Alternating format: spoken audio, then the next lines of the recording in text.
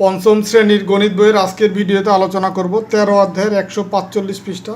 তো এখানে আমরা যে লেখচিত্রের মাধ্যমে পূর্বের সারণীতে দেয়া ক শাখার শিক্ষার্থীদের বাড়ির কাজ জমা দেওয়ার যে সংখ্যা, সেই সংখ্যার মাধ্যমে আমরা আজকে এই আর একটু ভিন্ন নিয়মে কিভাবে আমরা এটা প্রকাশ করতে পারি, এই সারণী বা লেখচিত্র, সেটা আমরা দেখব। তো এখানে দেখো যে ক শাখার যে শ্রেণী ব্যবধান ছিল সেটাও এখানে দেওয়া আছে। যে শ্রেণী ব্যবধান ছিল কি 5 থেকে 9, 10 থেকে 14, 15 থেকে 19, 20 থেকে 24, 25 থেকে 29, এই যে 5টা শ্রেণী ব্যবধান ছিল এখানে সেই 4টাই তুলে দেওয়া আছে।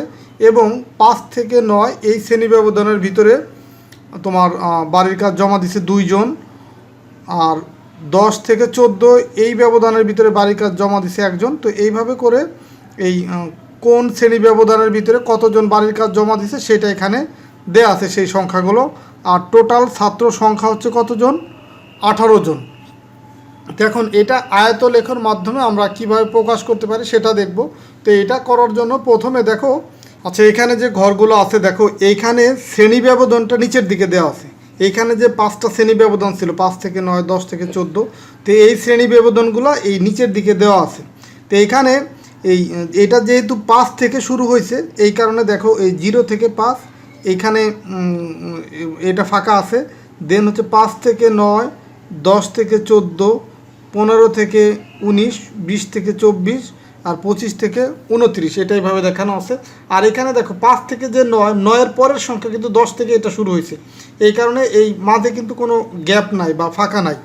তো এখন দেখো এই যে 5 থেকে 9 এইখানে কয়জন ছাত্র এই জমা দিছে, এই যে এটা হচ্ছে 2 জন ছাত্র জমা দিছে, মানে 5 থেকে 9 বার যে জমা দিছে এর রেঞ্জের ভিতরে আছে, এই ব্যবধানের ভিতরে আছে 2 জন। এই কারণে দেখো এইদিকে শ্রেণী ব্যবধান আর এইদিকে হচ্ছে ছাত্র সংখ্যা, এই যে সংখ্যা সেটা এইদিকে এই যে 1, 2, 3 এইভাবে করে সংখ্যা দেখানো আছে। এখন এই যে 5 থেকে 9 এর ভিতরে সংখ্যা আছে কয়জন? 2 জন। এই কারণে এই যে 1, 2 ঘর উঠে আসছে, এই যে 2 ঘর উঠে আসছে, এই যে এটা একটা কিন্তু আয়ত হয়েছে এটা। আবার দেখো এই 10 থেকে 14-র ভিতরে আছে 1 জন, তো 10 থেকে 14 এখানে 1 পর্যন্ত উঠে আসছে, দেখো এই যে এদিকে 1 পর্যন্ত উঠে আসছে, এটা এই যে এইটুকু। আবার দেখো 15 থেকে 19-এর ভিতরে আছে কয়জন? 15 থেকে 19 আছে 3 জন।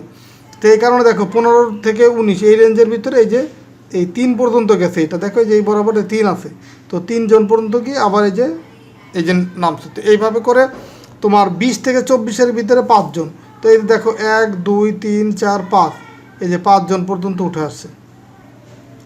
এরপরে 25 থেকে 29 হচ্ছে 7 জন, 1, 2, 3, 4, 5, 6, 7, এই যে 7 জন পর্যন্ত এই যে আসছে।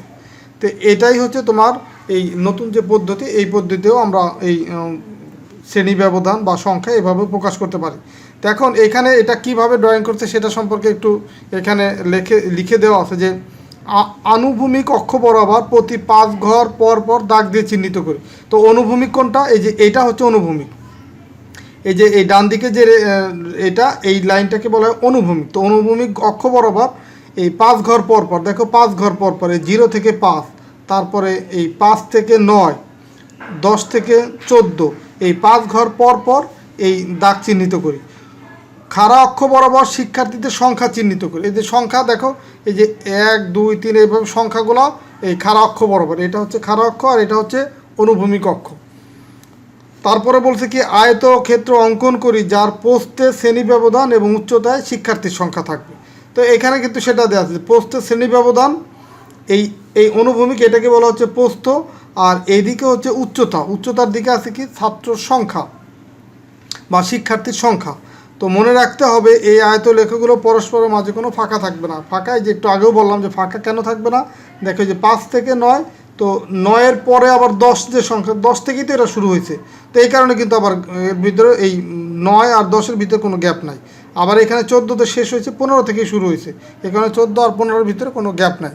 তো এইভাবে করে আমরা এই ক শাখার যে শ্রেণী ব্যবধান এবং ছাত্রের যে সংখ্যা সেটা আমরা এটা করলাম। আমরা পরের পৃষ্ঠা মানে 146 পৃষ্ঠায় খ শাখার ক্ষেত্রে আমরা নিজেরা তোমাদেরকে এটা প্র্যাকটিস করে দেখাবো। এটা তো করে দেওয়া আছে, বুঝাইলাম, পরেরটা আমি তোমাদেরকে সরাসরি করে দেখাবো যে এটা কীভাবে করতে হয়। তো ঠিক আছে, সবাই ভালো থাকো, সুস্থ থাকো, কথা হবে পরবর্তী ভিডিওতে। আল্লাহ হাফেজ।